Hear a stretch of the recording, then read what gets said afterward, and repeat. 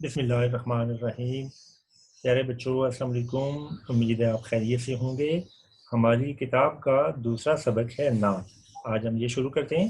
سب سے پہلے نعت لکھنے والے شاعر احسان دانش کا تعارف دیکھیے، سلائیڈ آپ کے سامنے ہے۔ احسان دانش 1914 میں پیدا ہوئے، 1982 میں وفات پائی۔ احسان الحق نام اور دانش تخلص تھا۔ بیٹا تخلص وہ نام ہوتا ہے جو شاعر اپنے شعروں میں استعمال کرتا ہے، اسے شاعرانہ نام بھی کہتے ہیں۔ احسان دانش کے قلمی نام سے مشہور ہوئے، کاندلہ ضلع مظفر نگر یو پی میں پیدا ہوئے۔ والد کی مالی حالت ناگفتہ بہ تھی۔ ناگفتہ بہ کے لفظی مطلب ہے جو بتائی نہ جا سکے، یعنی خراب حالت، یعنی غریب تھی۔ عربی اور فارسی حافظ محمد مصطفیٰ سے پڑھی۔ اسکول میں صرف چند جماعتیں پڑھتے تھے، یہ صرف پرائمری پاس تھے۔ اس زمانے میں پرائمری 4 جماعتیں ہوتی تھی، ٹھیک ہے، 5ویں تک نہیں ہوتی تھی بلکہ 4تھی تک ہوتی تھی۔ اور غربت کی وجہ سے تعلیم کا سلسلہ منقطع کرنا پڑا۔ منقطع کے لفظ میں ہوتے ہیں کاٹنا، یعنی چھوڑنا پڑا۔ بچپن ہی سے محنت مزدوری کرنے لگے۔ مزدوری کرنے لاہور آئے تو اینٹیں ڈھوئی، معماری کی، چوکیداری کرتے رہے، چپراسی اور مالی بھی رہے۔ لاہور کا بیٹا یہاں ذکر اس لیے کہ لاہور بڑا شہر تھا، جیسے کہ اب بھی ہے۔ تو یہ جس شہر میں تھے کاندلہ، وہ اس زمانے میں ظاہر ہے نا، پاکستان تو نہیں بنا تھا، یہ اس زمانے کی بات ہے۔ تو یہ وہاں سے نا اس چھوٹے سے شہر سے یہاں آئے تھے تاکہ یہاں آسانی سے مزدوری کر سکیں۔ اس دوران میں لائبریریوں میں بھی جاتے رہے اور مطالعہ جاری رکھا۔ موضوع طبع تھے، شعر گوئی کا شوق بھی تھا۔ قاضی محمد ذکی کی صحبت ملی تو شعر کہنے لگے۔ احسان دانش قادر الکلام شاعر تھے۔ ان کی شاعری مشرقی اقدار کی آئینہ دار ہے۔ انہیں غزل اور نظم دونوں پر یکساں قدرت حاصل تھی، مگر ان کی وجہ شہرت ان کی نظمیں ہیں۔ ان کی نظموں میں جہاں عام آدمی کے دکھوں کا اظہار ملتا ہے، وہاں قدرتی مناظر کی عمدہ تصویر کشی کی گئی ہے۔ انہیں شاعر مزدور کہا جاتا ہے۔ یہ بیٹا آپ نے انڈر لائن کر لینا ہے، یہ یاد رکھنا ہے، یہ آبجیکٹو میں اکثر آتا ہے۔ شاعر مزدور کس شاعر کو کہا جاتا ہے؟ ان کی یہ ان کا لقب ہے، ٹھیک ہے۔ لقب وہ نام ہوتا ہے جو لوگوں میں مشہور ہو جائے۔ ان کی تصانیف میں حدیث زندگی، درد زندگی، نوائے کارگر، آتش خاموش، گورستان، زخم و مرہم اور شیرازہ شامل ہے۔ ان کی آپ بیتی جہان دانش بہت مقبول ہے۔ آپ بیتی ہوتا ہے بیٹا اپنی کہانی خود بیان کرنا، یعنی اپنے حالات زندگی خود بیان کرنا۔ یہ ان کی جو آپ بیتی ہے، اس کے اصل میں 2 جلدیں ہیں، موٹی موٹی جلدیں ہیں۔ ایک جو پہلی جلد ہے اس کا نام جہان دانش ہے، اس کے 648 صفحات ہیں، اور جہان دیگر اس کا دوسرا حصہ ہے، دوسری جلد ہے، اس کے بھی اتنے ہی صفحات ہیں۔ تو آپ اندازہ لگا لیں 1200-1300 صفحے تو صرف انہوں نے اپنے حالات زندگی لکھے ہیں۔ باقی ان کی جو کتابیں ہیں اس میں سے کچھ کا ذکر ہے، ویسے انہوں نے کوئی 30 کے قریب کتابیں لکھی ہیں۔ اچھا، یہاں ایک بات آپ کے لیے میں آپ کی دلچسپی کے لیے آپ کو بتا دوں، دیکھیں یہاں لکھا ہوا ہے کہ انہوں نے صرف 4 جماعتیں پاس یہ کی تھی، اس زمانے میں پرائمری اتنے ہوتا تھا، لیکن انہوں نے اتنی کتابیں کیسے لکھ لی؟ آپ کے ذہن میں یہ سوال پیدا ہوا ہے۔ یہ اس لیے کہ جب بھی یہ اسی میں لکھا ہے، جہان دانش میں انہوں نے لکھا ہے، پہلے ان کا ایک سبق بھی شامل تھا اس میں سے نا 10ویں میں، اب وہ نکال دیا گیا۔ انہوں نے لکھا ہے کہ جب بھی میں کہیں مزدوری کے لیے جاتا تھا تو میں جو مالک ہوتا تھا جس کے یہاں کام کرنا ہوتا تھا، اسے طے کر لیتا کہ کیا کام کرنا ہے اور کتنے وقت میں کرنا ہے۔ تو اس سے میں یہ طے کر لیتا تھا کہ میں دن ہو یا رات ہو، جب بھی آؤں گا یہ کام کر جاؤں گا۔ آپ نے یہ نہیں کہنا کہ یہ صبح ہی آؤ یا شام کو آؤ، کام آپ کا نہیں رکے گا۔ اچھا، یہ کہتے ہیں کہ میں صبح سویرے اٹھتا، غسل کرتا، نہاتا، ورزش کرتا، اور جا کے جو بھی مزدوری ہوتی وہ کرتا، اور بہت جلدی کام نپٹا کے سورج طلوع ہونے سے پہلے یا سورج طلوع ہونے کے کچھ دیر بعد تک کام کر کے ختم کر کے سیدھا لائبریری چلا جاتا۔ اچھا، اس زمانے میں نا جب یہ ذکر کر رہا ہے یعنی 1930 یا 1940 کا، اس زمانے میں یہ بڑا رواج تھا، لوگوں نے نا اپنے گھروں میں چھوٹی چھوٹی لائبریریاں بھی بنائی ہوئی تھی، اور حکومت کی طرف سے بھی لائبریریاں ہوا کرتی تھی۔ تو بہت تھوڑے پیسے دے کر اسے پیسہ لائبریری بھی کہتے تھے، آنا لائبریری بھی کہتے تھے، یعنی تھوڑے سے پیسے دے کے نا ایک کتاب بندہ لے سکتا تھا۔ تو یہ اس طرح کرتے تھے کہ وہاں سے کتابیں لی اور جا کے کسی درخت کے سائے میں بیٹھے اور پڑھنا شروع کر دیا۔ اس مطالعے کا، اس ریڈنگ کا دیکھیں کیا اثر ہوا ہے کہ 4 جماعتیں پاس ہونے کے باوجود انہوں نے 30 کے قریب کتابیں لکھی ہیں، اور ان کی یہ کتابیں ایم اے اردو میں شامل ہیں۔ یہ اس بچے کی دیکھیں کتابیں ہیں کہ جو پرائمری پاس ہے، لیکن اس کا کتنا بڑا کارنامہ ہے کہ اس کی کتابیں ایم اے والے اسٹوڈنٹ جو ہیں، طلبہ جو ہیں، پڑھتے ہیں۔ تو اس سے یہ بھی ثابت ہوتا ہے کہ اگر انسان محنت کرے تو بغیر ڈگری کے بھی وہ بہت سا علم حاصل کر سکتا ہے۔ ڈگری تو بیٹا دراصل ہے ملازمت حاصل کرنے کے لیے ایک ہمیں سرٹیفکیٹ جو چاہیے ہوتا ہے نا، یہ اس کی ضرورت کو پورا کرنے کے لیے یہ ڈگری کا سسٹم رکھا گیا۔ اصل میں جو ہے وہ مطالعہ ہی انسان کو نا صاحب علم بناتا ہے، جتنا ہم پڑھیں گے اتنا ہی آپ کو نالج حاصل ہوگا۔ اچھا بیٹا، اب یہاں ان کی نعت شامل ہے تو ہم اس طرف چلتے ہیں۔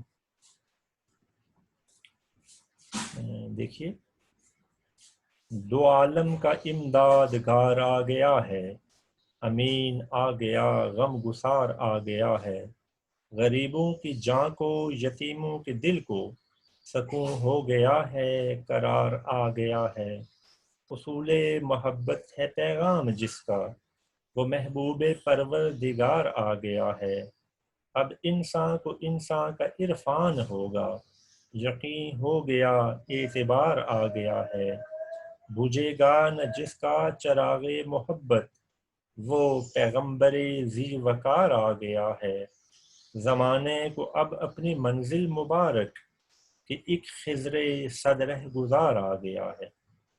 تو یہ بیٹا نعت ہے۔ اب ہم چلتے ہیں ان سلائیڈوں کی طرف کہ جس میں نے ان کی تشریح لکھی ہوئی ہے، وہ سلائیڈیں میں ادھر سے پڑھ دیتا ہوں، آپ نے ادھر سے دیکھ کے نا اپنی نیٹ کاپی پر یہ ساری چیزیں لکھ لینی ہیں۔ پہلے الفاظ معنی میں یہاں سے دہرا دیتا ہوں، پھر میں اس کی تشریح کروں گا۔ تشریح کی سلائیڈیں ہیں، الفاظ میں نے اس لیے نہیں لکھے کہ مجھے تو اس میں کوئی مشکل نہیں لگ رہا تھا، ممکن ہے آپ کو کوئی لگے، تو اب میں یہ جب پڑھ رہا ہوں تو آپ یہ سن کے یاد کریں اور نیٹ کاپی پہ لکھ لیں، ٹھیک ہے۔ مشقی سوالات کی سلائیڈیں ہوگی، وہ بھی آپ یہاں سے دیکھ کے لکھ سکتے ہیں۔ سب سے پہلا لفظ ہے دو عالم۔ دو عالم یعنی دونوں جہان، یعنی یہ دنیا اور آخرت۔ امدادگار، مددگار، مدد کرنے والا۔ امین، امانت کی حفاظت کرنے والا، امانت دار۔ غم گسار، دکھ درد بٹانے والا، غم بٹانے والا، غم میں شریک۔ پھر اس میں مشکل لفظ کون سا ہے آپ کے لیے؟ عرفان، پہچان۔ پھر ہے پیغمبر ذی وقار۔ پیغمبر کا مطلب تو پیغمبر ہی ہوتا ہے، نبی پیغمبر۔ ذی وقار، بڑے مرتبے والا، بڑی عزت والا۔ خضر، خضر علیہ السلام اللہ تعالیٰ کی ایک بندے، بعض نے لکھا ہے کہ اللہ تعالیٰ کے نبی ہیں، یہ ان کا نام ہے۔ صد رہ گزار یعنی جو 100 راستوں کو جانتا۔ یہ بیٹا اس کے الفاظ مانی ہو گئی، تھوڑے سے یہ آپ نہ بھی لکھیں تب بھی اس سے کوئی فرق نہیں پڑے گا، اس لیے کہ تشریح میں یہ ساری چیزیں ویسے ہی شامل ہو جاتی ہیں۔ اب میں تشریح کی سلائیڈ آپ سے شیئر کرتا ہوں، آپ دیکھیے۔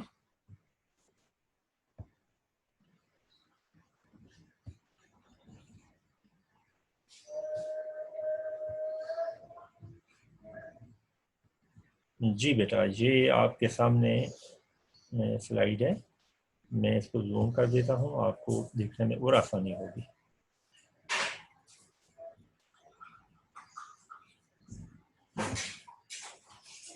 شعر نمبر 1، دونوں جہانوں میں ہماری مدد کرنے والا آ گیا ہے، امین اور ہمارا غم بانٹنے والا آ گیا ہے۔ اس شعر میں شاعر نے حضور نبی اکرم صلی اللہ علیہ وآلہ وسلم کی تشریف آوری کی خوشخبری سنائی ہے۔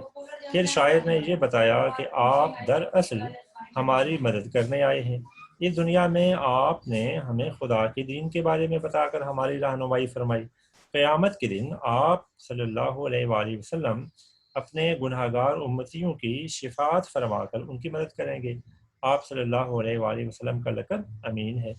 آپ صلی اللہ علیہ وآلہ وسلم کسی بھی امانت میں کوئی خیانت نہیں ہونے دیتے تھے، انہیں دیتے بھی ٹھیک ہے۔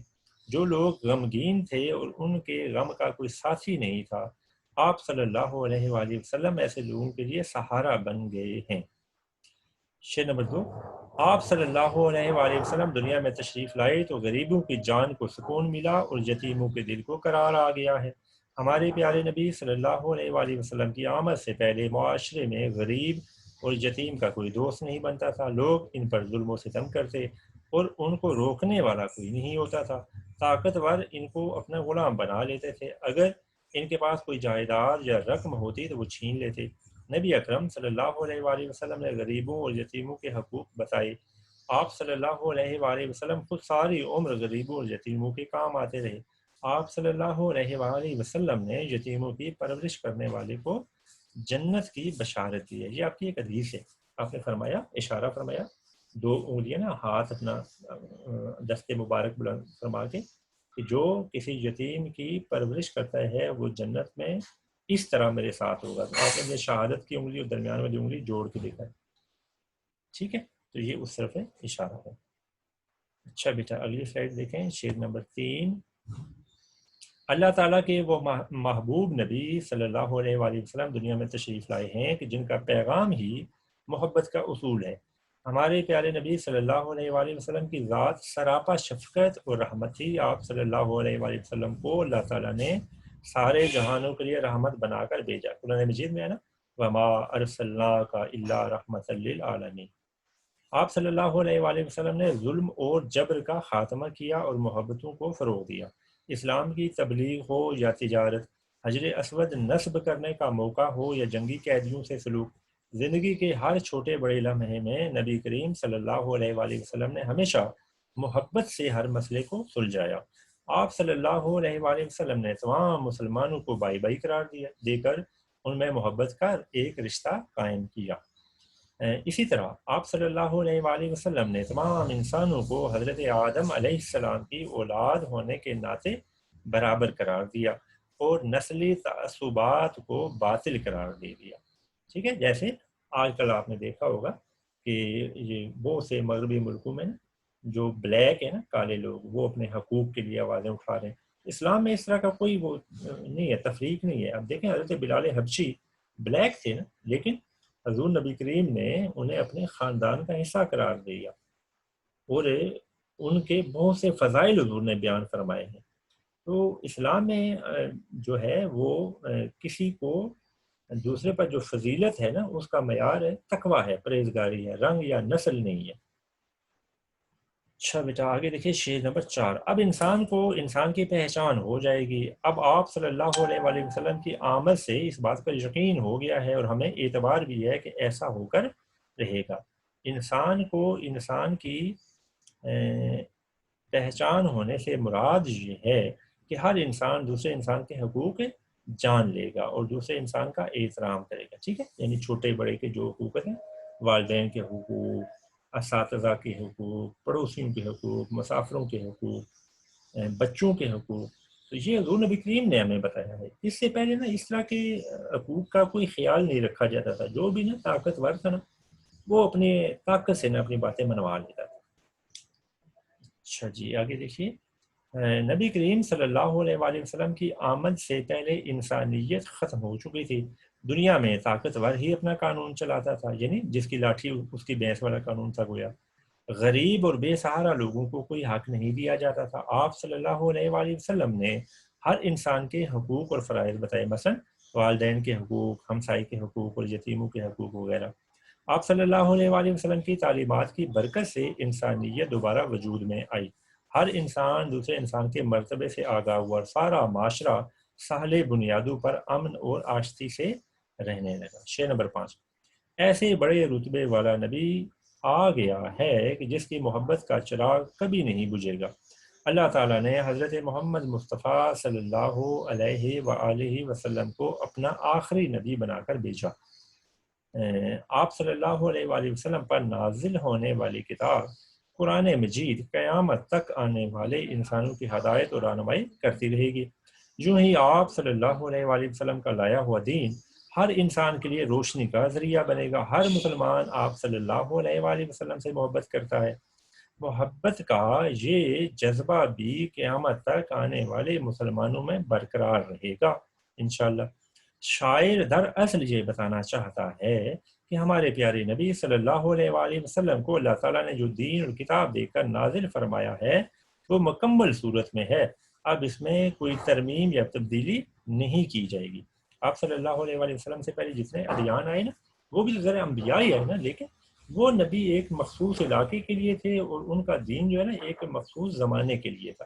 اگرچہ تعلیمات ان کی بھی یہی تھی، یعنی جیسے کہ اسلام میں شرک جو ہے نا یہ وہ سخت ممنوع ہے، یعنی خدا کے علاوہ کسی کی عبادت کرنے کی بالکل اجازت نہیں ہے، ٹھیک ہے، یہ اسلام کے خلاف ہے، یہ ہر نبی نے یہی بتایا ہے۔ لیکن یہ جو انبیاء کا پیغام تھا نا وہ ایک مخصوص علاقے کے لیے تھا، جب وہ نبی اس علاقے میں تشریف لائے، وہاں مبعوث ہوئے تو انہوں نے وہاں اپنا پیغام دیا، لیکن جب وہ دنیا سے تشریف لے گئے، ان کا وصال ہو گیا، تو ان کا پیغام بھی ان کے ساتھ ہے لوگوں کے ذہنوں سے محو ہو گئے، لوگ بھول گئے۔ لیکن حضور نبی کریم دیکھیں نا 1400 سال تو ہو گئے نا، 1441 سال ہو گئے، یہ اگرچہ حضور نبی کریم کی ہجرت کا زمانہ ہے نا، حضور کے تو وصال جو ہے نا وہ ہجرت کے 10 سال بعد ہوئے نا، تو 1430 سال تو دیکھیں حضور کو دنیا سے گئے ہوئے ہو گئے، حضور نبی کریم کا وصال ہوئے، لیکن اسلام پھیلا ہی ہے۔ دیکھیں حضور کے زمانے میں تو صحابہ کرام کی تعداد جو ہے وہ ایک اندازے کے مطابق 1,30,000 سے لے کے 1,50,000 تک تھی، اور اس وقت دنیا میں مسلمانوں کی آبادی کوئی 3 ارب کے قریب ہے، شاید اس سے بھی زیادہ ہونے والی ہے، اور دن بدن لوگ خود ہی اسلام قبول کرتے ہیں۔ تو حضور نبی کریم کا جو دین ہے یعنی اسلام ہے، اس میں دن بدن ترقی ہو گئی ہے، یہ اللہ تعالیٰ نے یہ منتخب فرمایا، جیسے کہ قرآن مجید میں ہے کہ اللہ تعالیٰ نے فرمایا کہ بے شک دین جو ہے وہ اسلام ہی ہے۔ اچھا بیٹا اگلا شعر دیکھیے، شعر نمبر 6، یہ آخری شعر ہے۔ زمانے کو مبارک ہو کہ وہ اب اپنی اصل منزل تک پہنچ جائے گا، اس لیے کہ اس کی رہنمائی کرنے کے لیے وہ رہبر آ گیا ہے جو منزل تک پہنچنے کے 100 راستے جانتا ہے۔ شاعر نے حضور نبی کریم صلی اللہ علیہ وآلہ وسلم کے خضر صد رہ گزار کی ترکیب استعمال کی ہے۔ اگر کسی قافلے کی رہنمائی کرنے والا راستے سے خوب واقف ہو تو وہ کامیابی سے قافلے کو اس کی منزل پر پہنچا دیتا ہے۔ اللہ تعالیٰ نے اپنے پیارے نبی صلی اللہ علیہ وآلہ وسلم کو ہر کامیاب راستے کا علم عطا فرمایا ہے، سوری یہاں فرماتا نہیں ہے، ٹھیک ہے، یہ ہوگی بیٹا، تاکہ آپ صلی اللہ علیہ وآلہ وسلم انسانوں کو درست راستے کا پتہ بتا سکیں۔ یہاں پتہ لکھنا چاہیں تو لکھ سکتے ہیں، نہ لکھیں تب بھی یہ ٹھیک ہے کہ درست راستے کا بتا سکے۔ چونکہ آپ صلی اللہ علیہ وآلہ وسلم درست راستے سے بخوبی واقف ہیں، اس لیے اب درست منزل تک پہنچنا یقینی ہے، یعنی انسان دنیا میں بھی کامیاب ہوں گے اور آخرت میں بھی، جو کہ حضور نبی کریم کے دین پر نا اسلام پر عمل کرتا ہے، وہ آخرت میں بھی انشاءاللہ کامیابی حاصل کریں گے۔ مجھے اس طرف اشارہ۔ اچھا بیٹا یہ شعر جو ہیں ادھر ہی ختم ہو جاتے ہیں، شعروں کی تشریح تو پوری ہوئی ہے، اب اس کے مشقی سوالات آ جاتے ہیں، ٹھیک ہے۔ دیکھیے سوال نمبر 1 ہے، نعت کے پہلے شعر میں حضور صلی اللہ علیہ وآلہ وسلم کی کون سی صفات بیان کی گئی ہیں؟ جواب ہے، نعت کے پہلے شعر میں حضور صلی اللہ علیہ وآلہ وسلم کی جو صفات بیان کی گئی ہیں ان میں دونوں جہانوں کے مددگار، امین اور غمگسار شامل ہیں۔ سوال نمبر 2، دوسرے شعر کے مطابق کس کو سکون ملا ہے؟ جواب، دوسرے شعر کے مطابق غریبوں کی جان کو سکون ملا ہے۔ سوال نمبر 3، انسان کو انسان کا عرفان ہونے سے کیا مراد ہے؟ جواب، انسان کو انسان کا عرفان ہونے سے مراد یہ ہے کہ ہر انسان دوسرے انسان کا مقام اور اس کے حقوق جان لے گا، اس طرح ہر انسان دوسرے کا احترام کرے گا۔ سوال نمبر 4، شاعر کے نزدیک حضور صلی اللہ علیہ وآلہ وسلم کا پیغام کیا ہے؟ جواب، شاعر کے نزدیک حضور صلی اللہ علیہ وآلہ وسلم کا پیغام اصول محبت ہے، اس سے مراد یہ ہے کہ آپ صلی اللہ علیہ وآلہ وسلم نے محبت سے ہی اپنا پیغام ہر انسان تک پہنچایا، یعنی اسلام کا پیغام۔ سوال نمبر 5، نعت کے آخری شعر میں خضر سے کون سی ہستی مراد ہے؟ جواب ہے، نعت کے آخری شعر میں خضر سے مراد ہمارے پیارے نبی صلی اللہ علیہ وآلہ وسلم کی ذات مبارکہ ہے۔ پھر اعراب کا سوال ہے بیٹا، یہ آپ نے ضرور لگانا ہے، اور اعراب اس طرح لگاتے ہیں کہ واضح ہوں۔ دیکھیں عین پر زبر ہے، الف جو ہے ساکن ہے، لام پر زبر ہے، میم ساکن ہے، ایسے یہ سارے ہیں، بالکل واضح ہونے چاہیے۔ پھر الفاظ جملے ہیں، دیکھیں پہلا لفظ ہے غم گسار، نبی کریم صلی اللہ علیہ وآلہ وسلم سب کے لیے غم گسار بن کر تشریف لائے۔ قرار، دوا کھاتے ہی مریض کو قرار آ گیا۔ یقین، مسافر کو یقین تھا کہ وہ اپنی منزل پر پہنچے گا۔ پیغام، اللہ تعالیٰ کا پیغام قرآن مجید ہے۔ ذی وقار، محفل میں موجود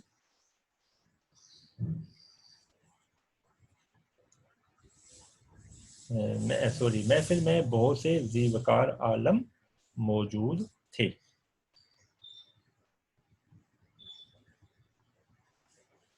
جی بیٹا یہ سبق ادھر ختم ہو جاتا ہے. اگلا سبق ہے مرزا محمد سعید کا. یہ الفاظ میں آپ کے سامنے آگے انشاءاللہ اگلا جو لیکچر ہے اس میں ہمیں اپنا اگلا سبق پروفیسر مرزا محمد سعید شروع کریں گے. تو یہ جو مشقی سوالات میں نے آپ سے شیئر کیے ہیں یہ آپ نے اپنی نیٹ کاپی پر ضرور لکھ لینے ہیں. اس کے علاوہ مشق میں جو سوالات شامل ہیں وہ میں ایک دفعہ پھر دوہرا دیتا ہوں تاکہ آپ دیکھ لیں, اور ان میں سے جو سوال نہیں کرنے والے وہ میں جلدی سے بتا دیتا ہوں. دیکھیے کتاب کا صفحہ یہ آپ کے سامنے ہے. اس کے مشق یہ سوال سارے ہم کر چکے ہیں. خلاصے کا سوال آپ نے نہیں کرنا. یہ اوٹھا پیٹرن ہو گئے بیٹا. سوال نمبر 3 متن کی روشنی میں درست جواب پر نشان لگائیں. یہ آپ نے ادھر ہی نشان لگانا ہے بک پر ہی.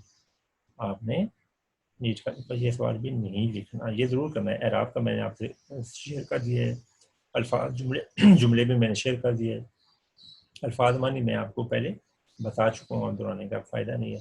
یہ مناسب لفظ چن کر مصرع مکمل کریں. یہ بھی آپ نے پیچھے سے دیکھ کے ضرور کر لینا ہے. یہ میچ کالم والا سوال آپ نے نہیں کرنا اس لیے کہ یہ آؤٹ آف پیٹرن ہو گیا. دیکھیں یہ ادھر مشقیں یہ ختم ہو گیا. تو بیٹا اسی کے ساتھ ہمارا آج کا لیکچر ختم ہوتا ہے. انشاءاللہ اگلے لیکچر میں آپ سے ملاقات ہوگی. تب تک کے لیے خدا حافظ.